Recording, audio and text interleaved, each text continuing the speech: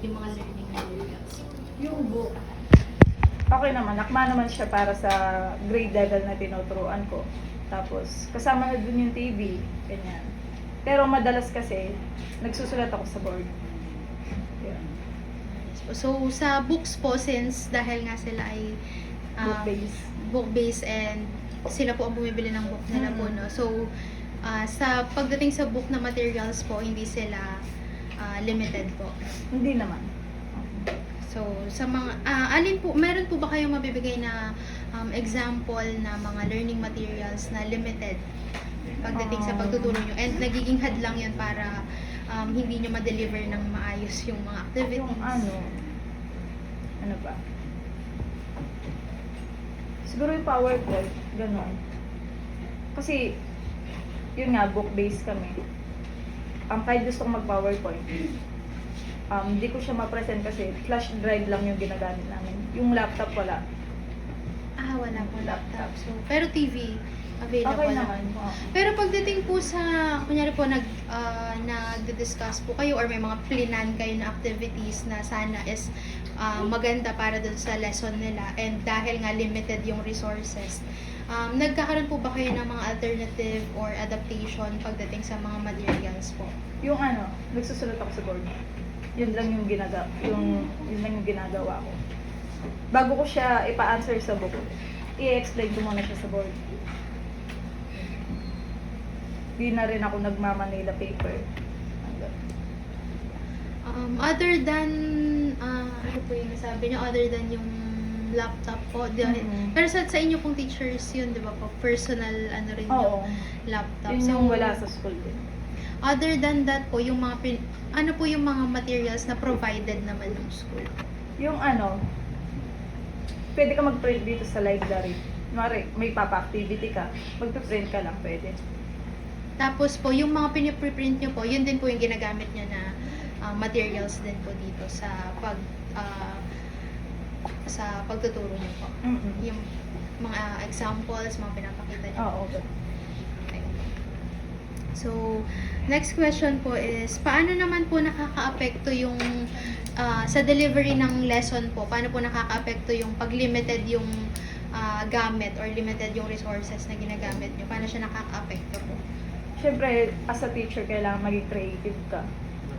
Yung since limited yung mga gamit, ikaw yung kailangan gumawa kung anong paraan yung gagawin mo para mas ma-present mo yun sa mga bata. Since kinder sila, kailangan talaga nila ng visual aids. Yes. Yun yung parang doon ako nahihirapan. So, yun nga po, nasabi nyo po na dahil sa kinder, kailangan talaga ng mga visual aids, talagang nakikita nila yung may mga times na limited nga po, wala yung kayo pong teacher yung nagpo-provide ng mga yun po. So, isa yun sa naging strategy nyo. Dahil limited ang resources, kayo personally yung nagpo-provide, gumagastos para doon. So, next question naman po is, sa classroom furniture naman po and sa space ng classroom. So, tanong ko lang po is, ilan yung ratio po ng mga students na hawak niyo po? Sa kinder, 17 lang. 17 po. Enough po ba yung classroom space doon sa... Sobra pa yung mga chair nila. Sa kinder po? Gaano naman po ka-available or kaangkop yung mga furniture sa classroom, like yung tables, yung chairs ng mga bata, gaano po siya angkop doon sa classroom niyo? Yung dahil kinder sila, yung chair nila, maliit lang din. Yung pag kinder talaga siya. Tapos yung chair na yon, sinadya siya para sa kinder. Sa grade 1, iba yung chair. Sa grade 4, grade 3 pataas, iba rin yung chair nila. So yung kinder, yan, sinadya yun para sa kanila. Pero complete naman po yung Complete. mga chairs and tables and hindi naman po siya limited and okay naman po yung... Sobra pa yung chair. Next naman po is dun sa technology and digital resources, no? Gaano po ka-accessible yung mga technology resources na ginagamit niyo sa pagtuturo sa mga bata? Kapag hindi ko siya ma-download sa bahay, since meron namang computer dyan ako nagda-download. Sa school po yung Oo. computer na yun. Ano po yung Printer. mga technology resources na provided ng school? Yung TV, tas computer, Computer. printer, gano'n. And dagdag ko na rin po dun sa question ko dun sa technology resources. Yung ICT skills nyo po as a teacher, paano nyo po i-describe yung pagiging literate or skills nyo pagdating sa ICT? Siyempre, kailangan, di ba may tamang font, gano'n. Kailangan alam mo yun. So, ako, okay naman sa akin. May mga ginagamit po may ginagamit po ba kayo ng mga software apps or software na para makatulong sa inyo sa pagle-lesson? Ano lang, yung PowerPoint, Canva, gano'n. So, next naman po is, gaano nyo po kadalas ginagamit yung technology sa pagtuturo po sa mga students nyo? Lalo na kinder po sila. Everyday, kasi may routine sila eh. So, everyday, integrated yung technology po sa lesson. So, hindi, limited po ba or not yung technology resources po dito sa school? So, next naman po is number 2. So, sa coping strategies nyo as teachers sa resource limitation, katulad po kanina nasabi nyo na limited. So, nagkukulang yung mga resources. Paano po kayo, ano pong strategy nyo kapag kulang yung resources? Or pwede po ba kayo magbigay ng scenario na meron kayong plinan na activity tapos kulang pala yung materials para doon? Paano po yung nagiging adaptation nyo or alternative na ginagawa nyo? So far yung ginagawa ko palang gaya nga ng sinabi ko, book-based siya. So, kung ano man yung lesson namin, nasa book siya. Ang gagawin ko, yun lang talaga eh, mag-aano ako sa board. Tapos, minsan nakakapag-drawing pa nga ako, ganun yung ginagawa ko. Pero nung mga first quarter nila, lagi ako nagpiprint. So, parang improvision din at some point, improvision din siya. So, next naman po is doon sa resource coping strategies nyo pagdating sa technology. Kapag po hindi accessible yung TV, may mga instances na hindi accessible yung TV or yung dahil walang laptop, ano po yung mga ginagawa nyong strategy para diretso yung klase? Ano lang, kung ano lang yung kunwari, for example, sa math, ganyan. Pwede ka naman magpaano eh, tulad nung ginawa ko nun, nagpa-project ako ng, alam mo yung stick ng ice drop ba yun? Yun, nagpa-project ako nun para, kunwari, sasabihin ko, give me 10 stick, ganon. Tapos, susunod naman mga parents eh, kung ano yung request ng teacher.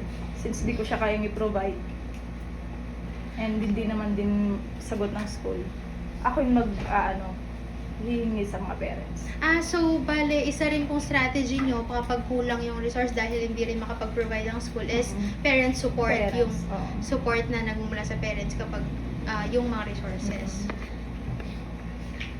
So, next question po is, nakikipag-collaborate po ba kayo sa mga co-teachers nyo kapag kulang yung materials or limited yung resources? Nagsisik po ba kayo ng help or support din sa mga ibang teachers? Or pwede po kayo magbigay ng scenario or example na kinailangan nyo ng teacher support para matuloy-tuloy yung delivery ng class dahil limited yung resources? Yung ang tawag dito, yung chart, ayan, nakakapaghiram ako minsan. Since wala kami. Tapos, meron naman sila, din naman nila nagagamit. Yun, manghihiram ako. So, hiraman po sa kayo ng mga kapag Okay po. So,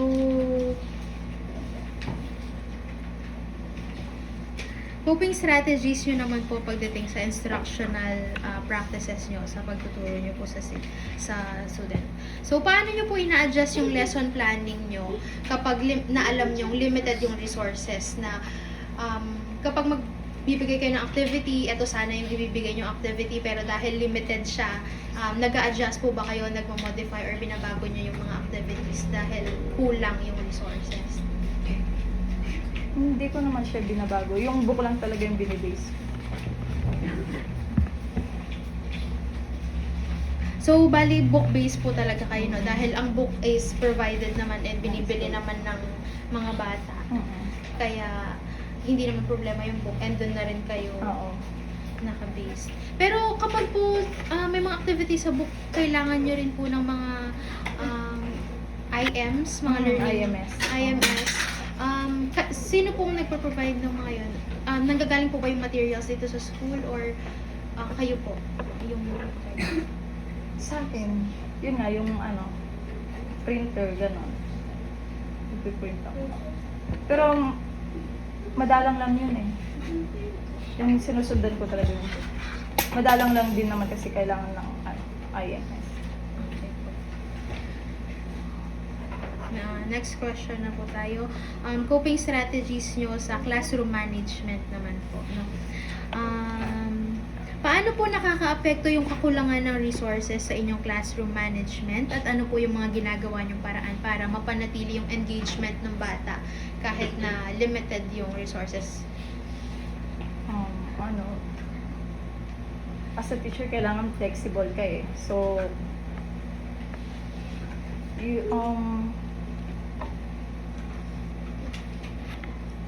kailangan enjoyable yung pagtuturo mo kahit kulang ka sa IMS. So, yun. Dagdag ko na din po. Kanina po nasabi niyo na limited po, no? Kung pinadescribe ko yung resources na meron dito sa school. Paano niyo po nasabi na limited siya or saan aspect po yung nakikita niyo na limited nga yung resources dito sa school or sa classroom niyo? Kasi minsan, kailangan ko ng mga flashcards, mga kunwari tawag dito yung mga gusto ko rin kasing iparana sa mga kids yung playful na learning eh kaso hindi ko kayang i-provide din yun since di naman ganun yung salary mo. Yes. Siyempre. Yun, dun yun So, yung- naging parang hadlang siya dahil wala nga mga materials. Ano po ba yung mga materials na need nyo para makapag-deliver kayo ng play-based po ba ang gamit nyo sa mga bata? Oo, meron din kasi akong nursery. So, yung nursery kasi hindi naman konti lang yung pasensya nila. Tapos sa book, maka-isang page lang kami, ganun. So, gusto ko siyang maging creative. Pero dapat based pa rin siya dun sa lesson namin sa book. Yun ganun. So, dahil wala nga po siya resorted, hadlang siya na para maibigay yung dapat na activity para dun sa bata or sa mga student. So, next naman po is coping strategies nyo for personal and emotional well-being nyo. Dahil kayo pong teacher, yung nakaka-experience ng kakulangan, limited resources, kahit gustuhin nyo man na mag-provide. So, paano nyo po minamanage yung personal stress or emotional well-being nyo? Siyempre, dahil pag kulang ang materials, si teacher ang nasa stress, si teacher ang namumroblema. So, paano nyo po minamanage yung Sa ganun akin, hindi ko naman siya ganong dapat kahit stress ka, hindi mo siya pwedeng ipakita sa mga bata kasi maapektuhan din yung environment, maapektuhan din yung mga bata. So kailangan isang tabi mo yun. So meron po ba kayong mga support system katulad ng mga co-teachers nyo, yung friends, families, and paano po kayo nagsisik ng support and help sa kanila kapag in times of stressful situation po? Yung ginawa, makikipag-chismisan. Doon nawawala yung stress ko. Ayan, si Teacher Ann. Pachismisan ko. Sharing of Oo. ano na rin, Oo, experiences. pero kasi. pag sobrang stress na talaga ako, tapos syempre, minsan may mga parents na magre-report yung, o kaya may magre-reklamong mga parents, ganun. Isa rin yun sa nakaka-stress. Yung family ko talaga yung takbuhan ko kapag ganun. Na-open ko naman sa kanila. So, meron po ba kayong mga personal practices ginagawa nyo personally para mas ma-motivate pa kayong magturo kahit na nakaka-experience kayo ng limitation sa classroom, ng mga resources? Na lang, sineset ko na lang sa mindset ko yung ko to isa to sa mga experience ko talaga. Tapos, yun na talaga yung oo. Yes. Passion nyo po, yung teaching.